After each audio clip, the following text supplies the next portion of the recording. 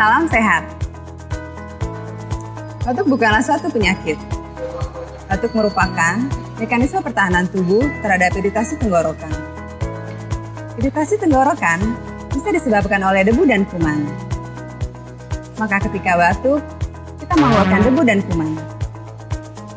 Untuk itu, lindungi diri, keluarga, dan lingkungan kita dengan etika batuk. Etika batuk adalah tata cara batuk yang baik dan benar. Maka ketika Anda batuk, lakukan 3 hal berikut. Pertama, tutup hidung dan mulut menggunakan tisu atau sapu tangan. Lalu buang tisu yang sudah dipakai ke dalam tempat sampah.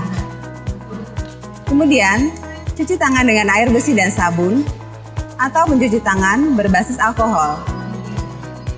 Kedua, jika tidak ada sapu tangan atau tisu, gunakan lengan dalam baju untuk menutup hidung dan mulut. Ketiga, gunakan masker. Demikianlah 3 langkah etika batuk. Setiap orang berhak atas lingkungan yang bersih. Udara yang bersih adalah kebutuhan setiap orang. Terima kasih.